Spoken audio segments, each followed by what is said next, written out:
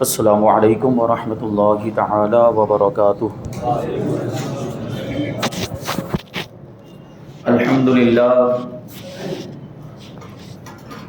للہ الذی جعل اولیاءه ائمة یہدون وهم مہتدون، وقال تعالی فی شأنهم لا خوف علیہم ولا هم یحزنون، والصلاة والسلام على من انكشف عليه سر ما كان وما يكون، وبشر به الأنبياء وصدق به المرسلون،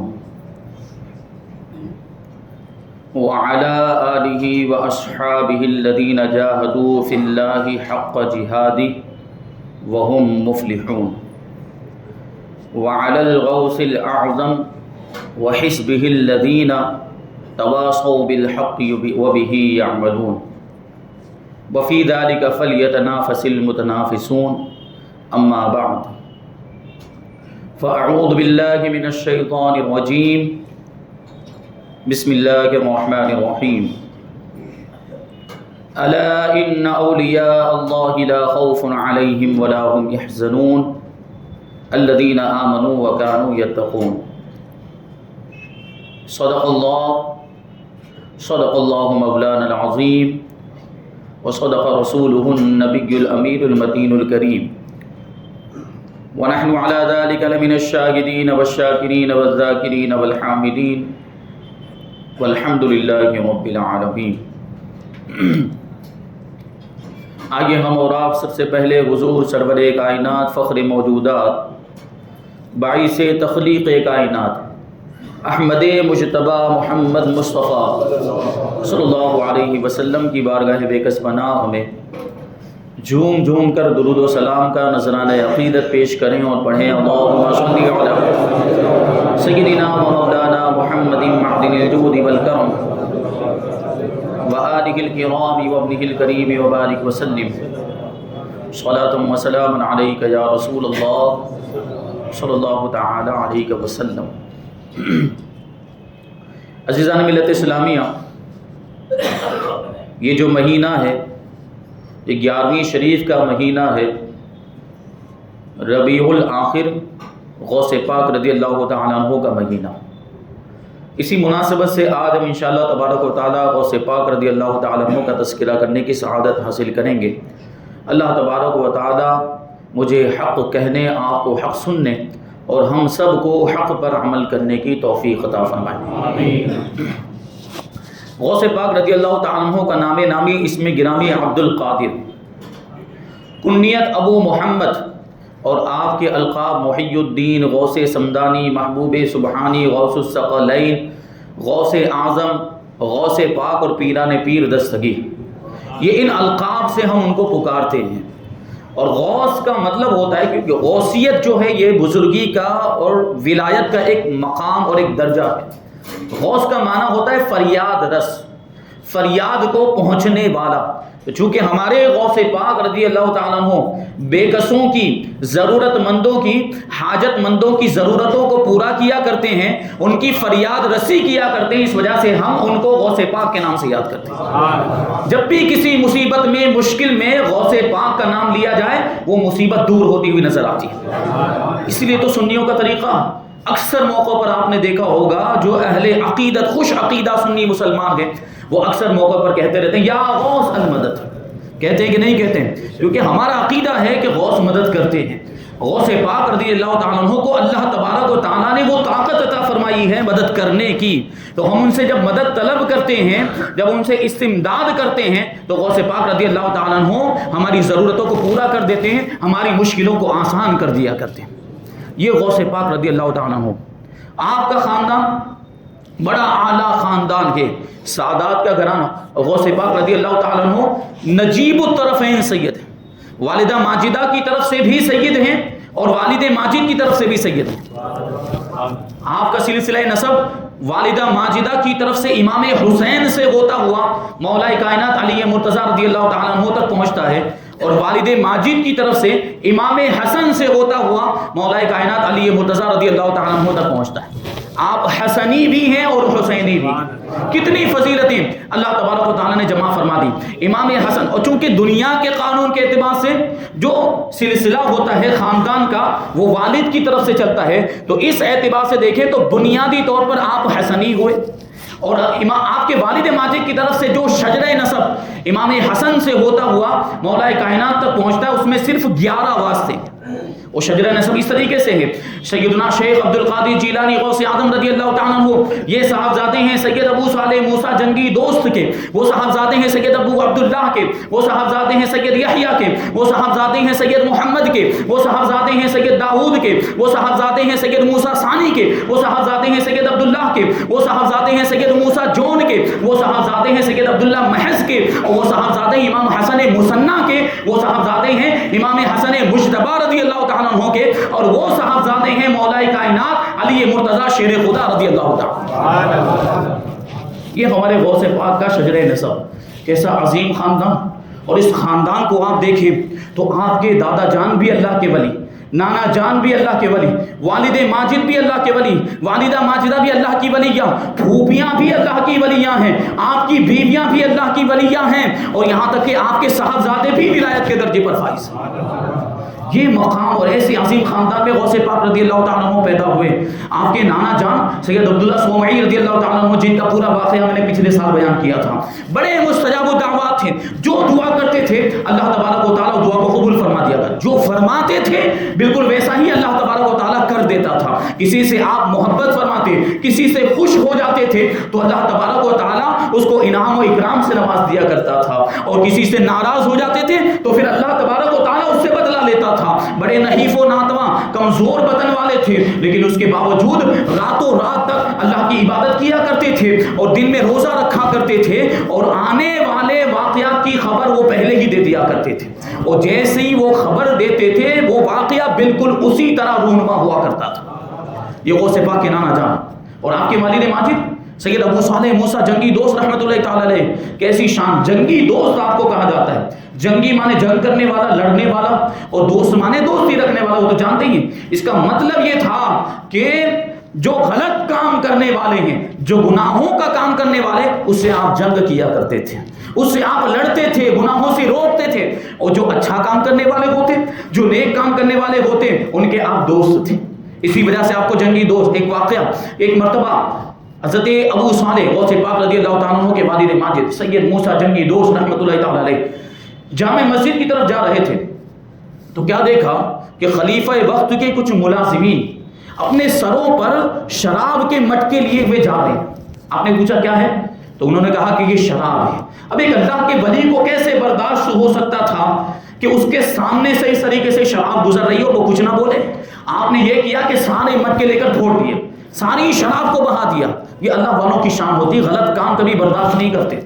اب وہ جو ملازمین تھے آپ کے روب و دبدبے کی وجہ سے، آپ کی روحانیت کی وجہ سے، آپ کی بزرگی کی وجہ سے کچھ بول نہیں سکے. ملازمین ان کے اندر بولنے کی اور دم مارنے کی جرأت نہ ہوئی، لیکن بادشاہ کے پاس آئے، خلیفہ وقت کے پاس آئے، پورا واقعہ بیان کیا کہ ابو صالح سید موسیٰ نے ہمارا جو ایسے ہمارے ساتھ ایسا معاملہ کیا اور جو مٹکے تھے وہ سب پھوڑ دیے اور شراب کو ضائع کر دیا سب یوں، اور پھر اس کو خوب ابھارا.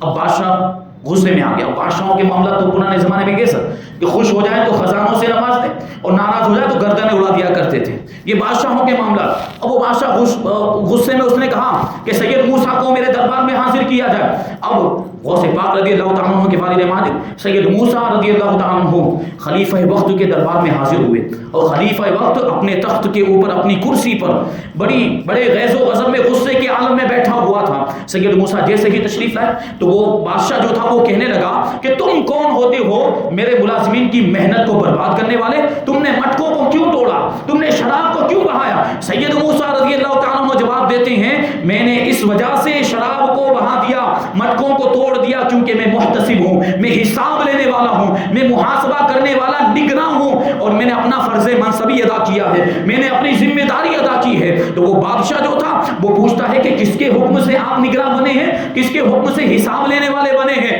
تو غوث پاک رضی اللہ تعالیٰ عنہ کے والد ماجد سید موسیٰ ارشاد فرماتے ہیں اسی کے حکم سے میں محتسب بنا ہوں جس کے حکم سے تو حکومت کر رہا. اب یہ جملہ سننا تھا کہ وہ شرمندہ ہو گیا خلیفہ وقت، اور شرم کے مارے اس نے اپنے سر کو جھکا لیا.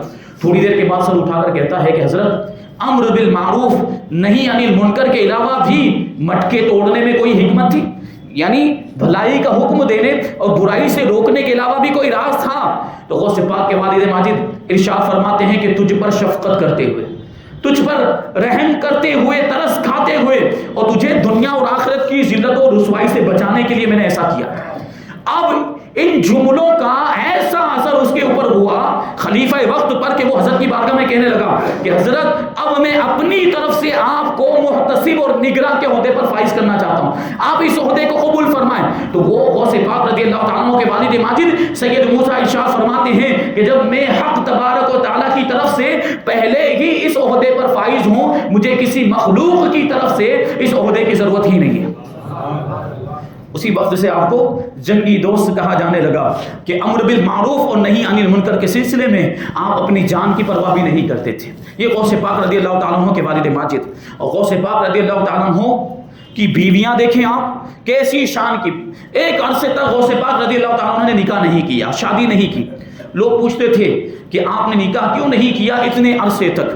تو غوث پاک رضی اللہ تعالیٰ عنہ نے ارشاد فرمایا کہ میں اس لیے نکاح نہیں کرنا چاہتا تھا کہ اس کی وجہ سے دوسرے کاموں میں خلل واقع ہو جاتا، عبادتوں میں اللہ کے ولی نیک کاموں کے اندر خلل واقع ہو جاتا. لیکن ایک دن اللہ کے رسول صلی اللہ علیہ وسلم نے مجھے حکم دیا کہ عبد القادر اب تم نکاح کر لو کہ اللہ کے یہاں ہر چیز کا ایک وقت مقرر ہے، اللہ کے یہاں ہر کام کا ایک وقت مقرر ہے. ایک وہ وقت تھا اور ایک آج کا وقت ہے کہ اللہ تبارک و تعالیٰ نے مجھے 4 بیویاں عطا فرمائی ہیں اور چاروں 4 مجھ سے کامل محبت رکھتی ہیں. اور آپ کی بیویاں، آپ کی ازواج مطہرات، آپ کی صحبت کی برکت سے ان کو بھی دیکھیے اللہ تبارک و تعالیٰ نے ولایت کے درجے پر فائز کر دیا. آپ کی بیویاں بھی اللہ کی ولیاں تھیں. کیسی شان! آپ کے ایک صاحبزادے حضرت عبد الجبار اپنی والدہ ماجدہ غوث پاک رضی اللہ تعالیٰ عنہ کی زوجہ محترمہ کے بارے میں ارشاد فرماتے کہ میری والدہ ماجدہ جب بھی کسی تاریک مکان کے اندر، کسی اندھیرے گھر کے اندر جاتی تھی تو وہاں چراغ کی طرح روشنی ہو جایا کرتی تھی. یہ غوث پاک کی بیوی، ان کی شان یہ تو ہمارے غوث پاک کی شان کیا ہوگی. ایک مرتبہ بولے میری والدہ ماجدہ اسی طریقے سے ایک اندھیرے مکان کے اندر گئی تو وہاں روشنی ہو گئی، چراغ کی طرح روشنی ہو گئی. وہ اتفاق سے والد ماجد غوث پاک رضی اللہ تعالیٰ عنہ بھی اس مقام میں تشریف لائے اور جیسے ہی غوث پاک رضی اللہ تعالیٰ عنہ کی نظر اس روشنی پر پڑی وہ روشنی غائب ہو گئی. تو غوث پاک رضی اللہ تعالیٰ عنہ نے پھر اپنی زوجہ محترمہ کو مخاطب کر کے ارشاد فرمایا یہ جو روشنی تھی یہ شیطان تھا جو تمہاری خدمت کیا کرتا تھا، اس لیے اس کو ہم نے ختم کر دیا اور اب ہم اس روشنی کو رحمانی نور میں تبدیل کر دیتے ہیں. اور غوث پاک رضی اللہ تعالیٰ عنہ نے اس روشنی کو رحمانی نور میں تبدیل کر دیا. اس کے بعد جب بھی غوث پاک رضی اللہ تعالیٰ عنہ کی زوجہ محترمہ کسی اندھیرے مکان کے اندر جاتی تھی تو اب چراغ کی طرح نہیں بلکہ چاند کی طرح روشنی ہو جایا کرتی تھی، کیونکہ اب یہ وہ شیطانی روشنی نہیں تھی، یہ تو رحمانی نور میں تبدیل ہو چکا. یہ غوث پاک کی شان ہے. اور ایسا عظیم خاندان آپ کی پھوپھی جان حضرت ام عائشہ رضی اللہ تعالیٰ عنہ کا واقعہ ہے کہ ایک مرتبہ جیلان میں قحط پڑ گیا. غوث پاک رضی اللہ تعالیٰ عنہ جیلان میں پیدا ہوئے، جیلان میں قحط پڑ گیا، بارش نہیں ہو رہی تھی. لوگوں نے نماز استسقاء بھی پڑھی، جو بارش طلب کرنے کے لیے نماز پڑھی جاتی وہ نماز پڑھی، لیکن اس کے باوجود بھی بارش نہیں ہوئی. تو لوگ غوث پاک رضی اللہ تعالیٰ عنہ کی پھوپھی جان حضرت ام عائشہ رضی اللہ تعالیٰ عنہ کے پاس آئے بارش کے لیے دعا کی درخواست کرنے کے لیے. تو غوث پاک رضی اللہ تعالیٰ عنہ کی پھوپھی جان حضرت ام عائشہ رضی اللہ تعالیٰ عنہ کمرے میں تشریف لے گئی، جھاڑو لے کر آئیں اور گھر کا جو صحن ہوتا ہے اس میں آپ نے جھاڑو لگائی. اور جھاڑو لگانے کے بعد آپ اللہ تبارک و تعالیٰ کی بارگاہ میں عرض کرتی ہیں اے پروردگار عالم میں نے جھاڑو لگا دی ہے اب تو چھڑکاؤ فرما دے. جب مٹی کی زمین ہوتی ہے تو جھاڑو لگانے کے بعد اس پر کیا کیا جاتا ہے؟ پانی کا چھڑکاؤ کیا جاتا ہے. آپ کی پھوپھی جان اللہ کی بارگاہ میں عرض کرتی ہیں کہ میں نے جھاڑو لگا دی ہے اے پروردگار عالم تو آسمان سے چھڑکاؤ بھی کر دے. اتنا کہنا تھا، اتنی تیز بارش ہوئی، اتنی موسلا دھار بارش ہوئی ہے جیسے کسی نے مشکیزے کا منہ کھول دیا ہو. اور اتنی بارش ہوئی کہ جو دعا کروانے کے لیے آئے تھے جو وہ واپس لوٹے ہیں تو سب کے سب بارش کے پانی کی وجہ سے بھیگ چکے تھے اور جیلان خوشحال ہو گیا. یہ غوث پاک کی پھوپھی جان ایسا عظیم خاندان غوث پاک رضی اللہ تعالیٰ عنہ جب پیدا ہوئے تھے، رمضان کا مہینہ تھا اور شیر خارگی کا زمانہ، غوث پاک رضی اللہ تعالیٰ عنہ صبح صادق سے لے کر غروب آفتاب تک اپنی والدہ ماجدہ کا دودھ نہیں پیتے تھے، یعنی اس وقت بھی رمضان کے روزے رکھتے تھے. اور یہ بات بہت مشہور ہو گئی پورے جیلان کے اندر. اب دوسرا سال جب آیا اور ابھی بھی آپ کے دودھ پینے کا، کیونکہ 2 سال تک زمانہ چلتا ہے، دودھ پینے کا زمانہ تھا، غوث پاک رضی اللہ تعالیٰ عنہ کے تعلق سے یہ اتنا مشہور ہو گیا کہ جیلان کے شریفوں کے اور سیدوں کے خاندان میں ایک ایسا لڑکا پیدا ہوا ہے جو رمضان المبارک میں دن کے وقت اپنی والدہ کا دودھ نہیں پیتا بلکہ روزہ رکھا کرتا ہے. اب اگلے رمضان میں بادل ہونے کی وجہ سے رمضان کا چاند نظر نہیں آیا تو لوگ حیران و پریشان کہ رمضان شروع ہوئے کہ نہیں ہوئے، ہمیں روزہ رکھنا ہے کہ نہیں رکھنا. تو لوگوں نے مشورہ دیا کہ وہ بچہ جو سیدوں کے گھرانے میں پیدا ہوا ہے، ہم جا کر معلوم کرتے ہیں اس نے آج دودھ پیا ہے کہ نہیں پیا ہے. اگر اس نے دودھ نہیں پیا ہے اس کا مطلب ہے رمضان شروع ہو چکے ہیں. وہ گئے اور آپ کی والدہ ماجدہ سے پوچھا کہ صاحبزادے نے دودھ پیا ہے کہ نہیں پیا؟ تو آپ کی والدہ ماجدہ نے کہا کہ نہیں پیا ہے. اس کا مطلب یہ ہے کہ آج سے رمضان شروع ہو گئے ہیں. اب ان لوگوں نے تحقیق کی، معلوم کیا، دوسری جگہ سے گواہی لانے کی کوشش کی، شہادت لانے کی کوشش کی، تو معلوم ہوا کہ یقیناً اس کے 1 دن پہلے چاند ہو چکا تھا اور اسی دن سے رمضان شروع ہو چکے تھے. یہ بچپنے میں بھی روزے کی اس طرح پابندی کی. اللہ کے نیک بندے ہوتے ہیں، اللہ والے ہوتے ہیں، چھوٹے سے شیر خارگی کے زمانے میں، دودھ پینے کے زمانے میں. لیکن اس وقت بھی تو ہمیں کیا درس ملتا ہے اس سے کہ ہمیں احکام شرعیہ کی پابندی کرنی ہے، اسلام کے احکام کی پابندی کرنی ہے. اللہ تبارک و تعالیٰ نے ہمیں نمازیں پڑھنے کا حکم دیا تو ہمیں نمازیں پڑھنی ہے. غوث پاک رضی اللہ تعالیٰ عنہ نے 40 سال تک عشاء کے وضو سے فجر کی نماز ادا فرمائی. اس کا کیا مطلب؟ یعنی ویسے ہی جاگتے رہے تھے، اجاگرہ کرتے نہیں، پوری رات بھر اللہ کی عبادت میں گزارا کرتے تھے. اسی طرح سونے سے وضو ٹوٹ جاتا ہے، آپ کو معلوم ہونا چاہیے، سونے سے وضو ٹوٹ جاتا ہے. اب عشاء کے وضو سے فجر کی نماز پڑھنے کا مطلب کیا ہے؟ عشاء سے لے کر فجر تک آپ کا وضو سلامت رہتا تھا، یعنی پوری رات سوتے نہیں تھے، اپنے رب کی عبادت کیا کرتے تھے. یہ نماز نفل نمازوں کا معاملہ. اب سوچے فرض نمازوں کی کیسی پابندی کرتے ہوں گے. بیان کرنے والے بیان کرتے ہیں کہ غوث پاک رضی اللہ تعالیٰ عنہ روزانہ 1000 رکعت نفل پڑھا کرتے تھے. ہم اور آپ کیا پڑھیں گے؟ ہم سے تو فرض نمازیں ادا نہیں ہو پاتی ہیں. ابھی جمعہ کے اندر یہ بھیڑ آ گئی ہے، دیکھیں وہ دوسرے منزلے پہ تیسرے منزلے پر بھی بھیڑ ہوگی، لیکن دوسری نمازوں کے اندر یہ 4-5 صفیں ہوتی اور دیگر مساجد کا حال تو اس سے بھی برا، 1-2 صفیں ہوتی، مسجدیں ویران ہو جاتی. کیا صرف ہم پر جمعہ کی نماز فرض ہے؟ یہ 5 وقت کی نمازیں فرض نہیں ہیں. غوث پاک رضی اللہ تعالیٰ عنہ کی زندگی سے ہمیں یہی سبق ملتا ہے. غوث پاک رضی اللہ تعالیٰ عنہ جب بہت بڑے مرتبے پر فائز ہو گئے، اپنے رب کی عبادت اور ریاضت میں مشغول تھے، تو شیطان ایک مرتبہ آپ کو بہکانے کے لیے آیا تھا. دیکھیں یہ کیا سبق ہمیں ملتا ہے. وہ بہکانے کے لیے آیا، ایک بادل ظاہر ہوا. غوث پاک رضی اللہ تعالیٰ عنہ بھوک کے پیاسے تھے. طالب علمی کا زمانہ، ابھی کچھ واقعات عرض کروں گا. تو کئی دن کے فاقے ہو جاتے تھے، کچھ بھی کھانے پینے کو نہیں ملتا. تو پیاس کی بڑی شدت آپ کو ستا رہی تھی کہ اچانک ایک بادل ظاہر ہوا اور اس میں سے پانی برسا، آپ سیراب ہو گئے. پھر ایک روشنی ظاہر ہوئی اور اس میں ایک صورت نظر آئی. وہ جو صورت تھی وہ کہنے لگی، وہ جو روشنی ظاہر ہوئی تھی اس میں سے آواز آئی کہ عبد القادر، تو نے اتنی عبادت و ریاضت کر لی کہ ہم اب تجھ سے خوش ہو گئے. جا ساری حرام چیزیں ہم نے تیرے لیے حلال کر دی. اتنا سننا تھا کہ غوث پاک رضی اللہ تعالیٰ عنہ ارشاد فرماتے ہیں، مردود شیطان بھاگ جا یہاں سے، تو شیطان ہے، تو شیطان. اب وہ بھاگنے لگا اور غوث پاک رضی اللہ تعالیٰ عنہ سے جاتے جاتے کہنے لگا کہ آپ کے علم نے آپ کو بچا دیا، آپ کے علم نے آپ کو بچا لیا. غوث پاک رضی اللہ تعالیٰ عنہ شیطان ابلیس مردود خبیث کو جواب دیتے ہیں کہ اب بھی تو مجھے بہکانا چاہتا ہے، اب بھی تو اپنا آخری وار چل رہا ہے. مجھے میرے علم نے نہیں بچایا، میرے رب کے فضل و کرم نے بچایا.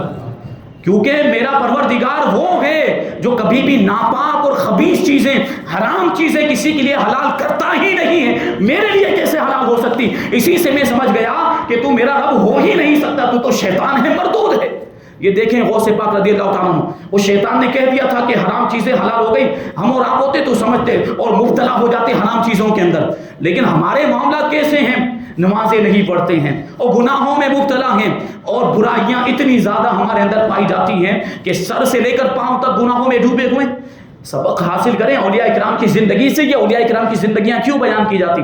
غوث پاک رضی اللہ تعالیٰ عنہ کی زندگی سے ہمیں عبرت حاصل کرنی چاہیے. کیسے زندگی گزاری اور کیسی محنت و مشقت کی ہے ہمارے غوث پاک رضی اللہ تعالیٰ نے. ہم غوث پاک کے نام کا نعرہ لگاتے ہیں کہ غوث کا دامن نہیں چھوڑیں گے. نعرہ لگاتے ہیں، اچھا نعرہ ہے، بہت اچھا ہے. یہ سنیوں کی پہچان ہے. غوث کا دامن بولے نہیں چھوڑیں گے. یہاں کوئی دامن ہے؟ یہاں کوئی کرتا ہے؟ نہ کوئی کرتا ہے نہ کوئی دامن ہے.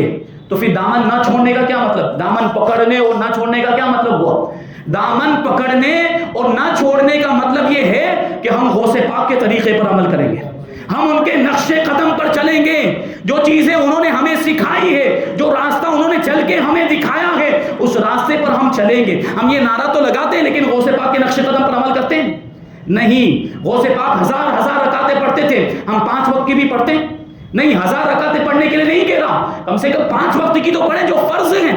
وہ نمازیں بھی نہیں پڑھتے ہیں. تو کیا غوث پاک کی محبت کا دعویٰ کرنا یہ کوئی فائدہ دے گا ہمیں؟ اگر غوث پاک سے محبت، ہم سچی پکی محبت کرتے ہیں تو ہمیں ان کی اطاعت کرنی چاہیے. کیونکہ دنیا کا بھی رول ہے، دنیا کا بھی قاعدہ ہے کہ دنیا میں کوئی انسان دوسرے انسان سے محبت کرتا ہے تو اس کی اطاعت کرتا ہے، اس کی فرما برداری کرتا ہے، اس کی اداؤں کو اپناتا ہے، اس کے انداز کو اپناتا ہے. ہم بھی غوث پاک سے محبت کرتے ہیں تو ہمیں بھی غوث پاک کی اداؤں کو اپنانا چاہیے، ان کے انداز کو اپنانا چاہیے، ان کے طریقے کو اپنانا چاہیے. اپنانا چاہیے کہ نہیں اپنانا چاہیے؟ انشاءاللہ ضرور اپنائیں گے. اور نمازوں کی پابندی کریں گے، 5 وقت کی نمازیں. اور روزوں کا معاملہ یہ تھا کہ غوث پاک رضی اللہ تعالیٰ عنہ اکثر روزے سے رہا کرتے تھے. اور روایت کرنے والوں نے بیان کیا کہ 15 سال تک غوث پاک رضی اللہ تعالیٰ عنہ نے روزانہ رات میں ایک قرآن پاک ختم کیا. یہ قرآن پاک کی تلاوت. اور 18 پاروں کے حافظ تو ویسے ہی تھے. جب مکتب میں لے گئے تھے آپ کو غوث پاک رضی اللہ تعالیٰ عنہ کو اور کہا کہ پڑھیے، بسم اللہ پڑھائے گا تو بسم اللہ پڑھ، اعوذ پڑھے، بسم اللہ پڑھے، اور الف لام میم سے پڑھنا شروع کر دیا. پڑھتے جا رہے ہیں یہاں تک کہ 18 پارے پڑھ کے غوث پاک رضی اللہ تعالیٰ عنہ نے اپنے استاد کو سنا دی. زبانی، ایسے نہیں کہ دیکھ کر، زبانی، منہ زبانی سنائے غوث پاک. اب لوگوں کو تعجب، آپ کے استاد بھی تعجب کر رہے ہیں کہ ابھی پہلی مرتبہ مدرسے میں آئے ہیں اور 18 پارے پڑھ کے سنا دیے، کیا معاملہ ہے؟ غوث پاک رضی اللہ تعالیٰ عنہ جواب دیتے ہیں کہ میری والدہ ماجدہ کو بھی 18 پارے یاد ہیں. جب میں پیٹ میں تھا میری والدہ ماجدہ پابندی کے ساتھ 18 پاروں کی روزانہ تلاوت کیا کرتی تھی، تو وہ 18 پارے پیٹ کے اندر رہتے ہوئے سن کر مجھے یاد ہو گئے. یہ اللہ والوں کی شان ہوتی ہے. اور ہمارے آپ کا معاملہ کیا؟ قرآن پاک سے کتنے دور ہو گئے. قرآن ہماری کتاب ہدایت ہے، ہماری رہنمائی کے لیے نازل ہوئی، اور تلاوت کا بھی بڑا ثواب ہے. تو ہم سمجھنے کی تو کوشش کرتے ہی نہیں ہیں، تلاوت کرنا بھی چھوڑ دیا. اب جو قرآن مجید کیا ہو گیا ہے؟ ہمارے طاقوں کی زینت بن گیا ہے. ہمارے گھروں میں قرآن مجید طاقوں کی زینت بنا ہوا ہے. وہ شاعر نے کس کے لیے کہا، اسی تعلق سے کہا ایک شاعر نے، وہ بڑا ہی پیارا شعر ہے کہ ہر لفظ کو سینے میں بسا لو تو بنے بات. ہر لفظ کو، یعنی قرآن پاک کے ہر لفظ کو سینے میں بسا لو تو بنے بات. طاقوں میں سجانے کو یہ قرآن نہیں ہے، طاقوں میں سجانے کو یہ قرآن نہیں ہے. قرآن پاک کو پڑھنا بھی ہے، تلاوت کا بھی بڑا ثواب، اور اس کو سمجھنا بھی ہے. اسی مقصد کے لیے تفسیر کا پروگرام بھی ہوتا ہے. 25-30 لوگوں کے علاوہ کوئی ہوتا ہی نہیں یہاں پر. تو زیادہ سے زیادہ تعداد میں پروگرام ہم نے کس کے لیے شروع کیا؟ اپنی عوام کے لیے شروع کیا. اور وقت بھی ایسا رکھا، اتوار کا دن لیا، جمعرات کا دوپہر کا وقت، کہ دوپہر کو ویسے بھی لوگ وقفہ لیتے ہیں، ریسیس لیتے ہیں اپنے کاروبار سے، تو تھوڑی دیر کے لیے تو 20-15 منٹ کے لیے تو بیٹھ سکتے ہیں نا. قرآن پاک جو ہماری کتاب ہدایت، جو رسول اللہ صلی اللہ علیہ وسلم پر نازل ہوئی ہماری ہدایت کے لیے، رہنمائی کے لیے، اس کو ہم نہیں سیکھیں گے تو کوئی کیا غیر سیکھیں گے؟ کیا ہندو سیکھیں گے؟ غیر مسلم سیکھیں گے؟ وہ ہماری ہی کتابیں، ہمیں سیکھنا چاہیے. یہ غوث پاک رضی اللہ تعالیٰ عنہ کی زندگی سے ہمیں سبق ملتا ہے. غوث پاک رضی اللہ تعالیٰ عنہ خود فرماتے ہیں کیسی زندگی عظیم الشان، کہ میں ایک مرتبہ جنگل میں جا رہا تھا بچپن کے عالم میں، اور میں نے دیکھا کہ میرے آگے ایک بیل چل رہا تھا. اب وہ بیل جو ہوتا ہے بولتا ہے، وہ بولنے کی طاقت نہیں ہوتی، لیکن کہتے ہیں کہ اچانک وہ بیل میری طرف مڑا اور بولنے لگا. اور کیا کہتا ہے؟ یا عبد القادر ما لہذا خلقت، اے عبد القادر تمہیں اس کام کے لیے پیدا نہیں کیا گیا، تمہاری زندگی کا مقصد کچھ اور ہے. وہ پاک رضی اللہ تعالیٰ عنہ کہتے ہیں میں گھبرا گیا کہ ایک بیل باتیں کر رہا ہے. ایک بیل بول رہا، میں گھبرا کے وہاں سے بھاگا، اپنے گھر واپس آیا، اپنے گھر کی چھت پہ چڑھ گیا۔ وہ حج کے ایام تھے اور میدان عرفات کے اندر حاجی پہنچ چکے تھے۔ غوث پاک رضی اللہ تعالیٰ عنہ کہتے ہیں میں اپنے گھر کی چھت پہ چڑھا تو اپنے گھر کی چھت سے میدان عرفات کے اندر حاجیوں کو میں نے ملاحظہ کر لیا۔ غور کرنا ہے، غوث پاک رضی اللہ تعالیٰ عنہ کا گھر کہاں ہے؟ جیلان کے اندر، اور میدان عرفات کہاں ہے؟ مکہ مکرمہ کے اندر۔ یہ بچپنے کی کرامت ہے، جیلان میں رہتے ہوئے عرفات کے میدان کے اندر حاجیوں کو ملاحظہ فرما رہے ہیں۔ یہ غوث پاک کی شان اور بچپنے کا عالم دیکھیں کہ مدرسے میں جب جاتے تھے، کسی نے ایک مرتبہ آپ سے پوچھا کہ شیخ آپ کو یہ کیسے پتا چلا اور کب پتا چلا کہ آپ اللہ کے ولی ہیں، آپ کو اللہ نے ولایت عطا فرمائی، یہ آپ کو کب پتا چلا؟ تو غوث پاک رضی اللہ تعالیٰ عنہ ارشاد فرماتے ہیں کہ میری عمر 10 سال کی تھی تو میں جب مدرسے جاتا تھا تو فرشتے مجھے مدرسے پہنچانے کے لیے آتے تھے، ساتھ میں فرشتے مجھے مدرسے میں پہنچانے کے لیے آتے، اور جب مدرسہ پہنچ جاتے تھے تو فرشتے جو وہاں دوسرے طالب علم ہوتے، پڑھنے والے بچے ہوتے، فرشتے ان سے ارشاد فرماتے تھے کہ اللہ کے ولی کو بیٹھنے کے لیے جگہ دے دو۔ اسی کو تو وہ شعر میں علامہ جمیل الرحمن نے یوں کہا ہے کہ فرشتے مدرسے تک ساتھ پہنچانے کو جاتے تھے، فرشتے مدرسے تک ساتھ پہنچانے کو جاتے تھے، یہ دربار الہی میں ہے رتبہ غوث اعظم کا۔ یہ ہمارے غوث پاک کی شان۔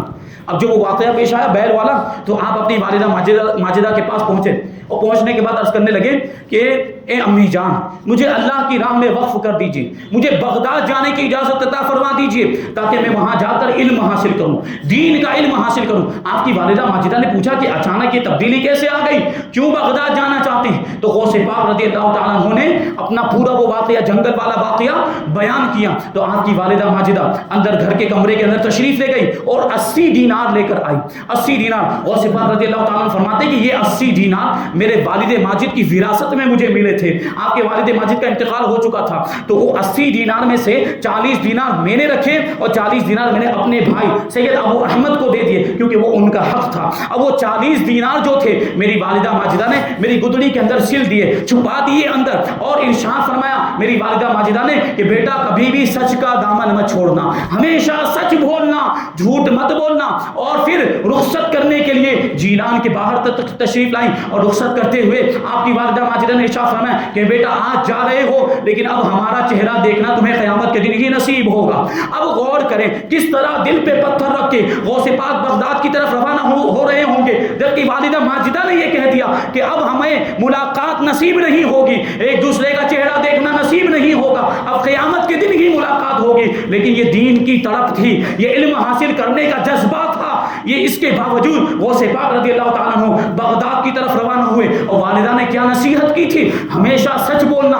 ڈاکو والا واقعہ بڑا مشہور ہے، ابھی ہمدان کے قریب غوث پاک رضی اللہ تعالیٰ عنہ کا یہ قافلہ پہنچا تھا، ڈاکو آ گئے، پورے قافلے کو لوٹ لیا۔ ایک ڈاکو آپ کے پاس بھی پہنچا، بچپنے کا عالم ہے، چھوٹی سی عمر ہے، ڈاکو پوچھتا ہے کہ صاحبزادے آپ کے پاس بھی کچھ ہے، مال و دولت، دراہیم و دنانیر، اشرفیاں کچھ ہے؟ غوث پاک رضی اللہ تعالیٰ عنہ کہتے ہیں ہاں میرے پاس 40 دینار ہے۔ اب وہ ڈاکو کہتا ہے مذاق مت کرو، یہ کوئی مذاق کرنے کا ٹائم ہے، تو میرے ساتھ مذاق کر رہے ہو؟ غوث پاک نے کہا میں مذاق نہیں کر رہا، میں جھوٹ نہیں بولتا، سچ مجھ میرے پاس 40 دینار ہے۔ اب اس ڈاکو کو بڑا تعجب ہوا، وہ اپنے سردار کے پاس غوث پاک رضی اللہ تعالیٰ عنہ کو لے کر گیا اور اپنے سردار سے کہنے لگا دیکھو یہ بچہ اس طریقے سے کہہ رہا ہے کہ اس کے پاس 40 دینار ہے، جبکہ کیا معاملہ ہوتا ہے اگر ڈاکو آ جائیں تو جو کچھ ہمارے پاس ہوگا ہم اس کو چھپانے کی کوشش کریں گے، لیکن اس بچے کا معاملہ یہ ہے، اس سے پوچھا گیا تو اس نے ظاہر کر دیا کہ میرے پاس 40 دینار ہیں، 40 اشرفیاں موجود ہیں۔ اب غوث پاک رضی اللہ تعالیٰ عنہ سے وہ سردار جو تھا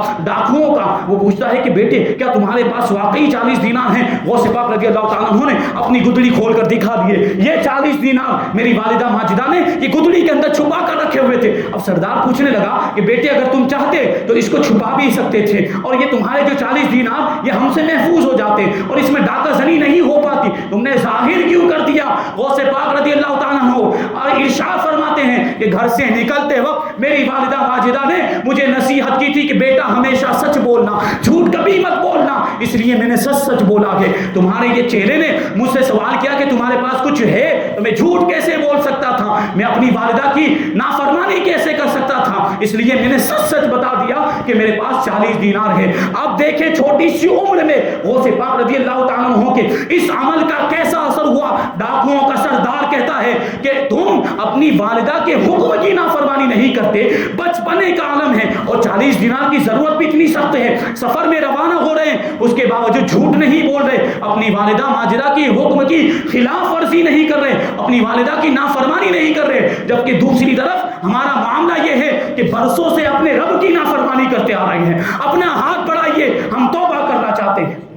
اور وہ ڈاکوؤں کا سردار تھا، اس نے ہمیشہ کے لیے غوث پاک رضی اللہ تعالیٰ عنہ کے دستے مبارک پر ڈاکہ زنی سے توبہ کر لی، اور اپنے چہرے سے کہنے لگا کہ اب تمہارا معاملہ الگ، میرا معاملہ الگ، اب تم اپنے کام سے کام رکھو، میں نے تو ڈاکہ زنی سے توبہ کر لی، اب میں ڈاکہ نہیں ڈالوں گا۔ اب جو اس کے چہرے تھے وہ کہتے ہیں کہ ڈاکہ زنی میں آپ ہمارے سردار تھے تو توبہ کرنے میں بھی آپ ہمارے سردار ہوں گے۔ سب نے توبہ کر لی اور اللہ کی عبادت اور ریاضت میں مشغول ہو گئے، یہاں تک کہ اللہ کے نیک بندوں میں ان کا شمار ہونے لگ گیا۔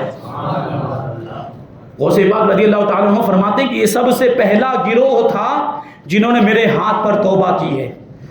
بچپنے کے عالم میں غوث پاک رضی اللہ تعالیٰ عنہ کے سچ بولنے کی برکت۔ ہمارے آپ کے آج کے معاملات کے لوگ ملاقات کرتے ہیں، کاروباری دھندا کرنے والے، تجارت کرنے والے، تو کیا کہتے ہیں؟ جھوٹ بولو نہیں تو جھوٹ نہ بولے نہیں تو کام چلتا ہی نہیں، بغیر جھوٹ کے دھندا ہوتا ہی نہیں۔ یہ بات ہوتی ہے کہ نہیں ہوتی؟